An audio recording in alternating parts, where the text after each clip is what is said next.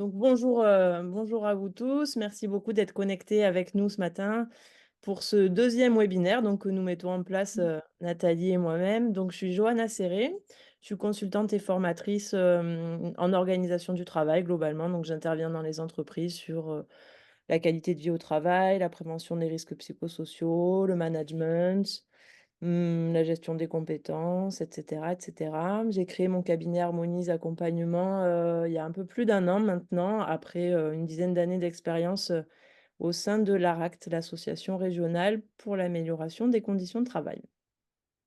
Et je suis Nathalie Foucaugé, certains d'entre vous me connaissent. Merci de nous avoir rejoints. Moi, je suis avocate en droit du travail depuis 10 ans à Marseille.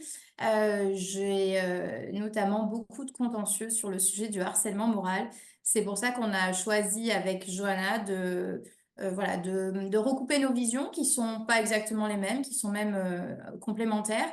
Et de vous présenter aujourd'hui cette visio parce que c'est un sujet qui est extrêmement sensible. Alors, on a choisi exprès un titre un peu interrogateur, harcèlement moral, est-ce que vous êtes sûr? Moi, je voulais même aller un peu plus loin et dire harcèlement moral, on ne vous croit plus. Pourquoi? Parce que je vois défiler dans mon cabinet énormément de personnes qui font état de harcèlement moral et on n'est pas toujours sur en réalité du harcèlement. Un mal-être peut-être, une souffrance ressentie, c'est un fait. Un harcèlement moral, pas nécessairement. Non, le fait de recevoir un avertissement, c'est pas du harcèlement moral. Le fait de ne pas être payé pour ses heures supplémentaires, en soi, c'est pas du harcèlement moral. Et le fait de se faire réprimander par son supérieur hiérarchique, bah, en soi, c'est pas non plus du harcèlement moral. Parce qu'en fait, si je prends ces événements isolément, ils ne peuvent pas suffire à dénoncer du harcèlement moral, pas plus que le fait d'être mis à l'écart d'une réunion ou même de faire l'objet, et ça je l'ai vu souvent, d'une blague douteuse, franchement douteuse de la part d'un collègue ou de son employeur. Dans mon bureau, les problématiques du harcèlement moral sont vraiment nombreuses, sauf que pour beaucoup, ça n'en est pas. Et un salarié qui se plaint par exemple, de ne pas avoir obtenu sa dernière prime ou de supporter, ça c'est fréquent aussi malheureusement, de supporter une pression vraiment importante au travail. En soi, si on ne remplit pas d'autres critères, ce ne sont pas des faits constitutifs de harcèlement moral. Euh, Mais alors Nathalie, le... pardon, je te coupe, je te pose une question. Oui. Si, les faits que tu évoques là, je suis pas payée pour mes heures supplémentaires, je suis réprimandée par mon manager, je fais l'objet de blagues douteuses. Si ça ne concerne qu'une seule personne et pas les autres collègues dans l'équipe, c'est quand même pas neutre. Est-ce que, même si on coche pas toutes les cases, on se rapprocherait pas un peu du harcèlement moral dans ce cas-là? Alors, je comprends ce que tu veux dire. C'est une situation qu'il faut dénoncer. Non, on n'est pas forcément sur du harcèlement moral. En fait, ce que tu évoques, ça serait plutôt de la discrimination. Quand un employeur va avoir un traitement vraiment différentiel envers un salarié pour X ou Y raison, on va plutôt être sur de la discrimination, qui est vraiment tout à fait autre chose, mais qui n'est pas nécessairement du harcèlement. Et c'est pour ça que vraiment, voilà, c'est assez pertinent comme remarque. Mais le problème de ces abus de langage, de pas utiliser le bon mot, c'est qu'à force d'entendre parler de harcèlement moral à tout va, on ne vous croit plus, on ne croit plus les salariés. Et on ne va plus prendre au sérieux les salariés qui l'évoquent, alors que certains d'entre eux vont vraiment faire l'objet d'un harcèlement moral qui, lui, doit être fermement sanctionné, bien entendu. Euh, le mal-être au travail, ça va être dans toutes les situations que j'ai évoquées, mais est-ce que on va jusqu'au harcèlement? Pas nécessairement. Le harcèlement, pour donner la définition juridique, ce sont des agissements répétés qui vont avoir pour objet ou pour effet de dégrader les conditions de travail, de dégrader la santé physique ou mentale, de porter atteinte à la dignité. Ça peut même aller jusqu'à une rupture du contrat ou en tout cas compromettre l'avenir professionnel. Ça, c'est du harcèlement moral. C'est la définition juridique. Donc, il faut vraiment faire très attention aux termes parce que pour les conséquences, justement, ça va être très différent. Par contre, qu'on soit sur du harcèlement moral ou sur un simple, entre guillemets, un simple, sur un mal-être au travail, dans tous les cas, ça doit être pris au sérieux. Il faut savoir exactement de quoi on parle pour avoir la réponse appropriée d'un point de vue juridique, mais d'un point de vue pratique sur le terrain, et là je te donne la parole, Johanna, parce que c'est vraiment ton rayon, il va falloir de toute façon prendre des mesures et essayer de comprendre comment on en est arrivé là, quoi. Mmh. Ouais, effectivement. Alors il y a une personne, Françoise, qui a levé la main. Tu veux prendre la parole? Mais je ne sais pas si c'est le moment opportun ou si tu préfères présenter. Moi, ma question, c'était, en fait, au niveau juridique, quand même, dès lors qu'il y a suspicion de harcèlement, ça déclenche quand même un certain nombre de choses avant de qualifier vraiment le harcèlement. Oui, bien Oui, sûr. on va en parler après. Ouais, ouais, Voilà, tout à bon, fait. d'accord, alors je dis plus rien. Parce que Non, non, en fait, je on me va en laisse parler après. aller. Et si votre question persiste, on verra à la fin du webinaire. Mais vous avez bien fait d'intervenir, au contraire. Mhm. OK, donc Nathalie, tu nous as expliqué le harcèlement, ce que c'est pas. Maintenant, on va se demander pourquoi le harcèlement moral, survient? En fait, comment on en arrive là? Alors qu'on soit dans une situation de suspicion de harcèlement ou de mal-être, peu importe, en tous les cas, il faut réagir. Donc qu'est-ce que je fais? Alors moi, j'entends trop souvent, «Mon manager, c'est un pervers narcissique, il a une personnalité toxique». Alors OK, certainement, il y a une petite partie, de personnalité pathogène, mais bien souvent, en fait, on est dans des situations de travail très complexes et qui dégénèrent et c'est toutes les causes du harcèlement ou des situations de tension, de conflit, elles sont liées à la façon dont se réalise le travail. J'ai repéré un chiffre d'une enquête, d'un baromètre, fait par l'Ipsos et Calis Social, qui nous dit que 6 des salariés déclarent avoir le sentiment d'avoir été auteurs de harcèlement au travail. Donc déjà, si ces gens-là sont en capacité de le dire, ça veut dire qu'ils l'ont conscientisé, donc que c'était pas, forcément, volontaire. Et ce chiffre monte à 36 quand on parle, de salariés qui occupent des responsabilités de management. Mais attends, 36%, c'est un tiers. Je trouve ça énorme. Voilà, un tiers des managers ont eu des comportements, pouvant relever de harcèlement moral. Pourtant, ces gens-là, dans une immense majorité, ils ont tous, la même volonté que, les choses évoluent positivement et que les choses se passent bien. Donc, déjà, il faut bien avoir en tête que le harcèlement, dans une grande majorité, c'est pas toujours volontaire. Mais on a des harceleurs qui, en fait, sont pris dans un engrenage. Avec, bah, voilà, des situations de travail qu'on connaît bien, hein, de la pression, des exigences, des process à respecter. On parle même parfois de, harcèlement institutionnalisé. Alors le harcèlement moral institutionnel, c'est dans le cas où c'est le mode de gestion du personnel qui est déviant. C'est-à-dire qu'on a une organisation de travail pathogène et cette organisation pathogène, elle est tolérée, elle est encouragée, elle est systémique pour des raisons diverses et variées, encore une fois, la pression de l'environnement ambiant. Alors dans ce cas-là, je m'interromps parce que voilà, j'accepte des personnes qui sont en salle d'attente, pardon. Donc dans ce cas-là, harcèlement moral institutionnel, la différence, c'est qu'on a un caractère collectif, c'est-à-dire que toutes les personnes qui sont dans cet environnement-là subissent le même phénomène de harcèlement lié à l'environnement de travail. Mais ce harcèlement-là, il continue à être reconnu à titre individuel. Donc chaque salarié doit aller démontrer qu'il souffre personnellement de cet environnement-là. Alors cette notion, elle est assez, enfin elle existe depuis, bien longtemps, mais, on en parle depuis assez peu de temps et d'après ce que j'ai compris, ça commence à être pris en compte par les textes, par la loi. Nathalie, tu as des infos là-dessus? Alors, par la loi, pas encore. En fait, ce terme de harcèlement moral institutionnalisé, ça vient d'une procédure judiciaire contre France Télécom à l'époque, devenue Orange. Ça concernait plus de 20 000 personnes, quand même, plus de 20 000 salariés qui étaient sous le coup de ce harcèlement moral institutionnalisé. Et c'est d'abord le tribunal correctionnel de Paris et puis la cour d'appel qui ont mis vraiment des mots sur ce qui se passait. Et pour l'instant, ça n'est pas reconnu par la loi, mais on va dire que cette décision de la Cour d'appel de Paris, bah, elle a quand même une valeur importante. Et en droit du travail, quand on prépare des dossiers, quand on les plaide au Conseil de prud'homme ou devant la Cour d'appel, on se réfère à la loi d'une part, c'est vrai, mais aussi beaucoup aux décisions de justice qui ont vraiment une valeur juridique très importante dans un débat. Et souvent, en droit du travail, ce sont les juridictions qui vont d'abord donner des décisions, qui tracent la voie, et puis la loi va suivre après. C'est un premier pas, tu as raison, c'est assez récent. On peut espérer que la loi vienne mettre des mots dessus, mais dans tous les cas, vu que les tribunaux ont commencé à le faire, ben c'est positif parce que ça veut dire que c'est une situation qui va être plus facilement reconnue par les juridictions pour les salariés qui en souffrent. Ouais. Mm. OK. Donc harcèlement moral institutionnalisé ou pas, dans tous les cas, ce que je voulais vraiment vous dire aujourd'hui, c'est qu'il y a toujours des causes multiples. Hem, il y a plein de choses dans la façon dont on travaille, dans l'organisation de notre travail qui font qu'à un moment donné, on converge vers des situations de conflits, de souffrances, qui peuvent aller jusqu'à des faits de harcèlement.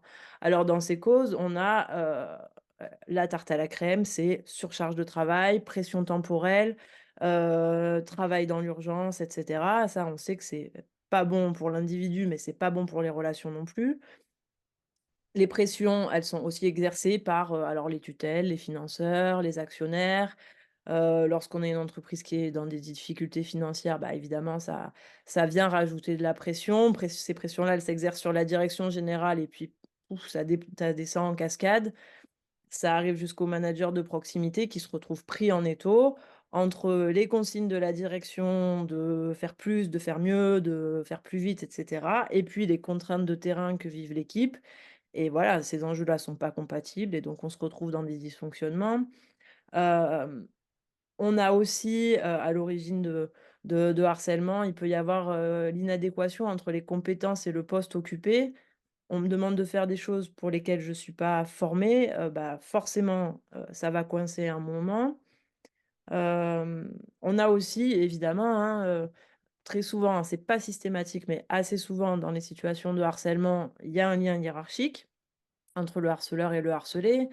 Et donc là, on se pose la question de la posture managériale, des compétences managériales et moi, ce que je vois très souvent, c'est que, on a des managers qui sont de très bons techniciens, qui ont de l'expérience, des compétences, qui évoluent dans leur entreprise et qui prennent des responsabilités managériales, mais qui sont pas formés pour, qui sont pas accompagnés pour. Donc ils ont beau être de très, très bons collaborateurs dans leur domaine, bah, sur la posture de management, s'ils sont pas accompagnés, ça peut pas fonctionner. Alors il y a des gens qui intuitivement font ça très bien et puis il y a des gens qui ont besoin d'être formés, dans cette posture, managériale. Ça peut être un facteur de risque aussi et puis, autre facteur, pour moi, il y a tout ce qui touche à la communication. Alors il peut y avoir du manque de communication, entre les personnes ou, moyens de communication, inadaptés et puis ce que je vois souvent, c'est en fait trop de moyens de communication. On se noie complètement entre, voilà le présentiel, le distanciel, les mails, les appels, les chats internes, tous les groupes de discussion qu'on a sur plein d'applis différentes et en fait, on ne peut que s'y perdre. Souvent, le pro et le perso se mélangent donc déperdition d'informations, surinformation et surcharge mentale quoi, tout simplement. Heu, alors quand vous êtes, voilà, ces causes-là, en fait, il faut pouvoir les repérer, il faut pouvoir les analyser. Parfois, quand on est dans une situation de tension, de conflit à chaud, c'est très compliqué d'arriver à aller analyser tout ça.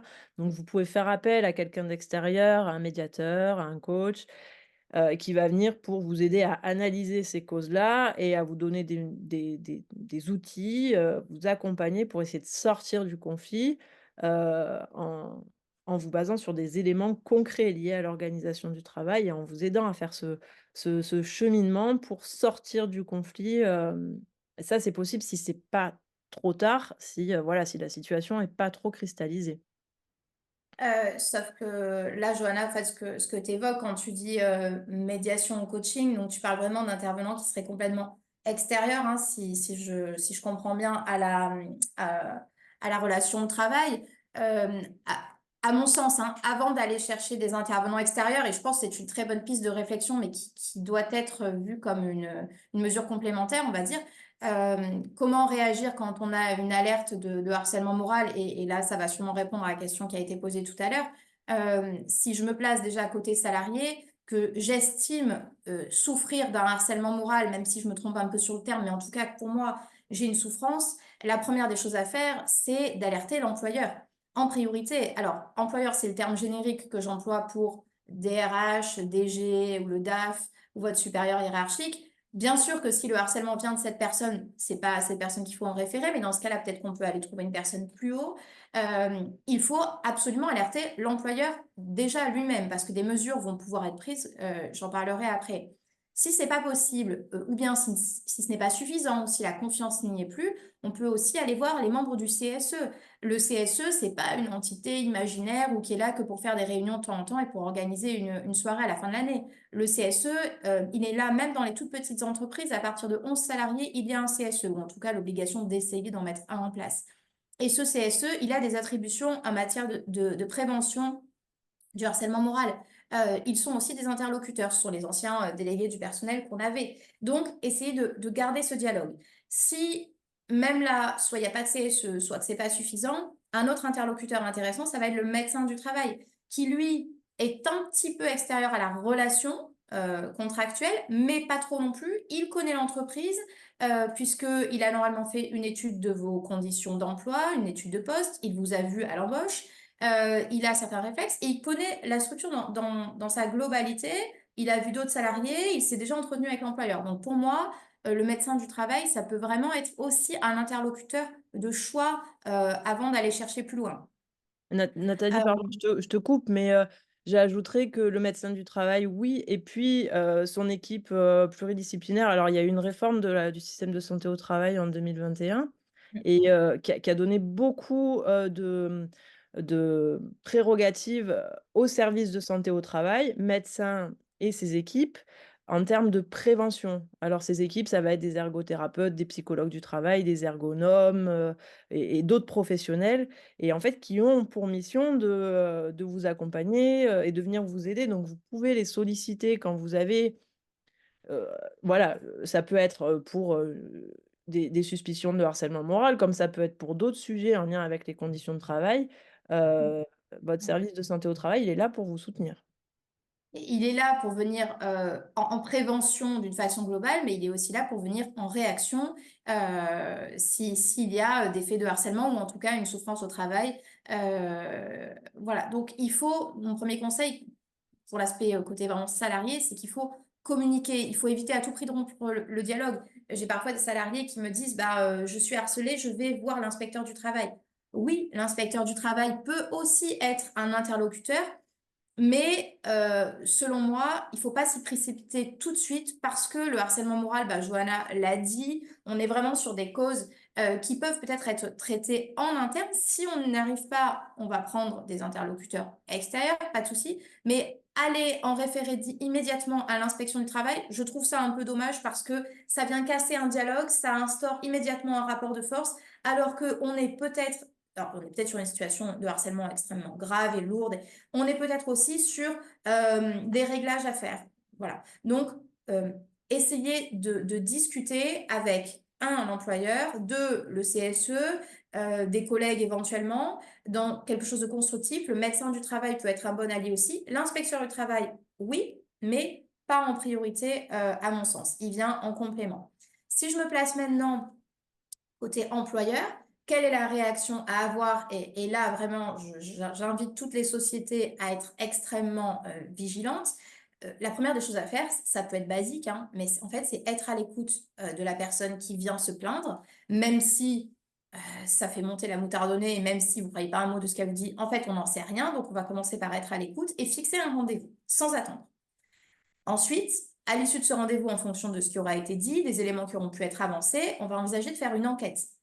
Est-ce que c'est une obligation légale de faire une enquête? On me pose souvent la question. Alors, ce n'est pas écrit exactement comme ça dans la loi, mais le Code du travail, il oblige l'employeur à prendre des mesures immédiates pour réagir. Ensuite de là, c'est les juges qui viennent considérer que l'employeur auprès duquel on a dénoncé des faits de harcèlement ne doit pas rester inactif. Et au nom de l'obligation de sécurité qu'il a, qui est une obligation légale, il va devoir prendre des mesures. Et la première de ces mesures, c'est de faire une enquête interne. Comme je vous disais tout à l'heure, même si ce n'est pas forcément exactement comme ça dans la loi, les juridictions l'ont bien affirmé et il faut s'y conformer. Par contre, il n'y a pas forcément de formalisme particulier à respecter dans cette enquête. L'employeur peut l'organiser un peu comme il le souhaite. Alors, évidemment, qu'elle soit efficace, donc qu'elle soit objective, que les entretiens soient menés par au moins 2 personnes pour créer un équilibre.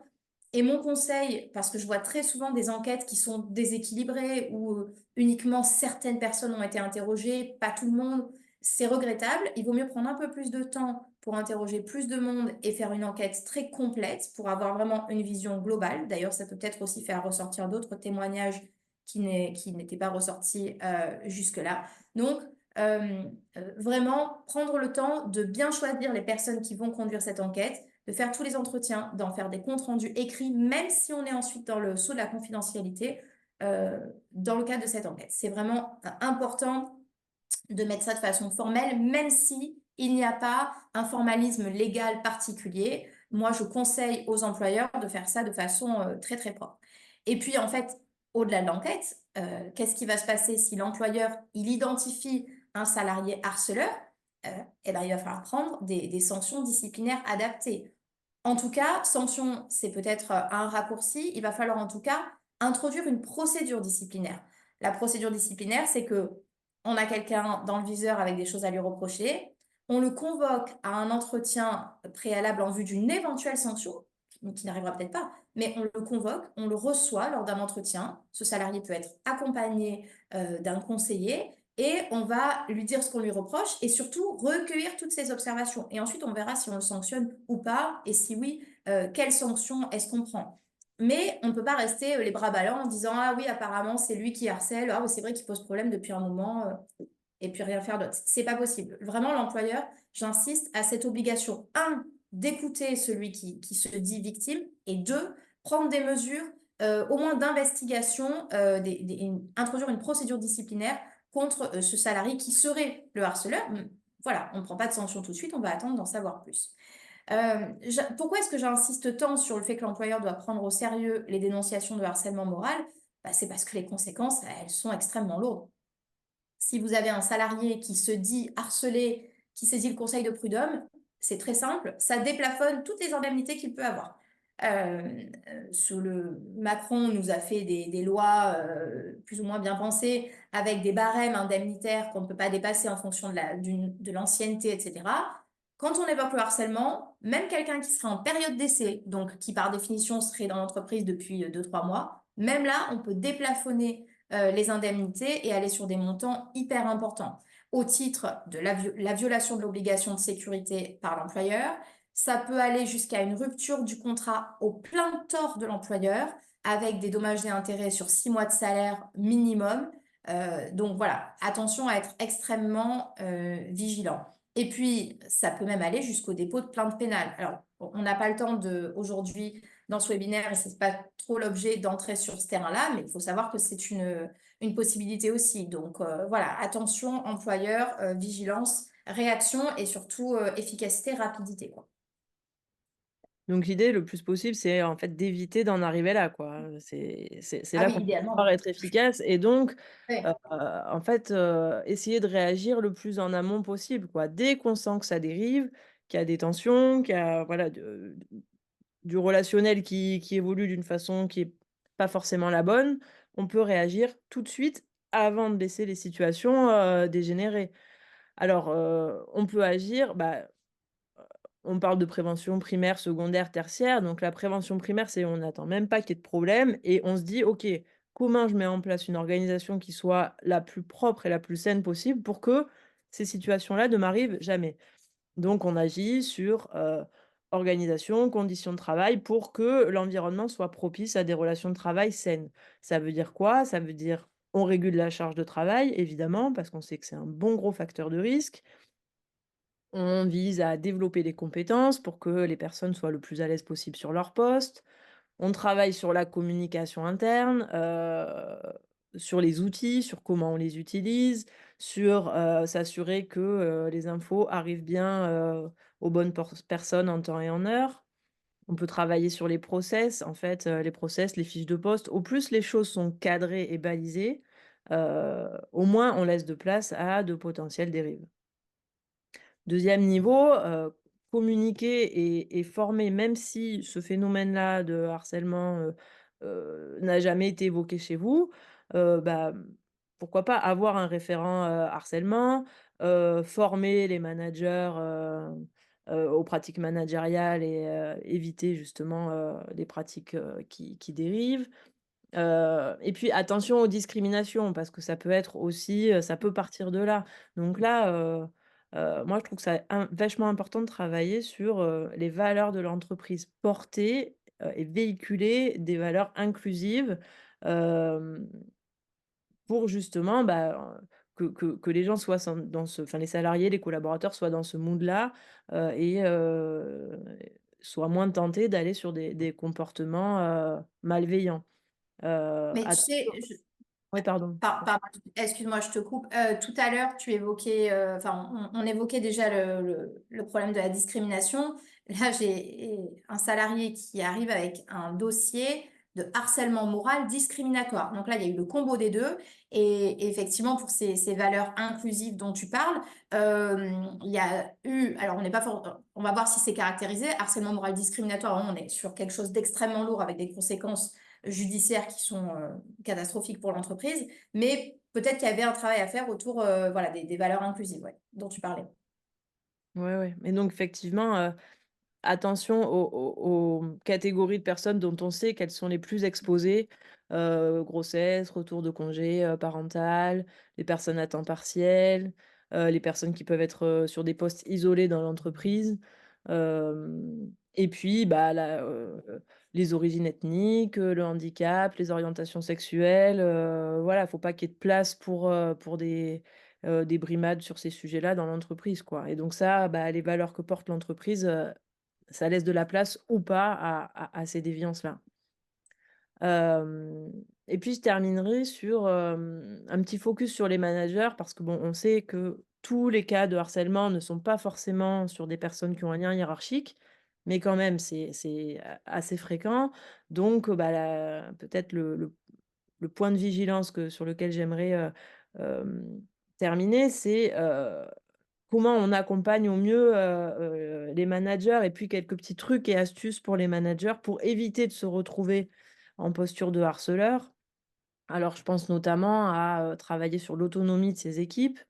On n'est pas censé être en copie de tous les mails. On n'est pas censé faire à la place d'eux. Si je me retrouve à prendre contact direct avec un client alors que normalement c'est un de mes collaborateurs qui gère la relation, c'est pas bon, c'est qu'il y a un problème quelque part. Hem un petit bémol, enfin non, un petit justement, focus sur, les managers qui ont des équipes à distance. Bah, là aussi, c'est quand même particulier, donc veiller à entretenir le dialogue. Attention à pas être tenté d'être en contrôle de tout ce qui se passe à distance. Un autre point, c'est, les règles doivent être les mêmes pour tous dans l'équipe. Bien sûr, on est des êtres humains et on va avoir plus ou moins d'affinité avec les membres de son équipe, mais pas de favoritisme dans le travail. Si, il peut y avoir des écarts, mais qui se justifient par le poste, par les compétences, et là, il faut que ce soit expliqué et il faut que ce soit très clairement formalisé. Évidemment, être à l'écoute. Alors être à l'écoute, c'est, donner la possibilité de faire part de ses difficultés. Ça veut dire que, il y a c'est dit, c'est verbalisé, il y a des moments qui sont plus ou moins propices pour ça, c'est la porte ouverte bien sûr et c'est, quand quelqu'un fait état d'une difficulté, c'est l'entendre et c'est en tenir compte, éviter le jugement, aider à trouver des solutions et puis si besoin, si on n'est pas à l'aise avec le problème, on passe le relais. Mais on laisse pas la personne avec son problème, même si on n'est pas d'accord avec le problème, même si on trouve que c'est anodin, on est présent, quoi. Heu et puis aider les personnes de son équipe à monter en compétences, être dans une logique d'évolution professionnelle. C'est l'idéal, mais à minima, garantir que chaque personne soit, OK, installée sur son poste et dispose des compétences qui vont bien. Et si on repère des lacunes, eh ben, on trouve des solutions. On met en place de la formation, du tutorat, du travail en binôme, hein, ça peut être ça, plutôt que d'enlever des missions à une personne parce que là, le risque, c'est la mise au placard, quoi. Hein, donc on Ah, tu évite. vois, moi, c'est exactement ça, hein. J'ai eu le cas au cabinet d'un salarié que la société a voulu alléger en lui retirant certaines responsabilités qui étaient effectivement source de stress. en disant bah, mets-moi en copie des mails, comme ça va te soulager, puis je suis derrière en soutien si besoin, etc. Bah, sauf qu'en fait, la personne l'a vécu comme du harcèlement moral parce que on lui a enlevé des tâches, au lieu de la faire monter en compétences et de l'accompagner dans cette montée, on lui a dit bon, écoute, t'inquiète pas, on va t'enlever des choses. Presque, on voit que tu n'es pas capable. En tout cas, c'est comme ça qu'elle l'a vécu. Donc voilà, attention à être hyper vigilant sur ces sujets-là.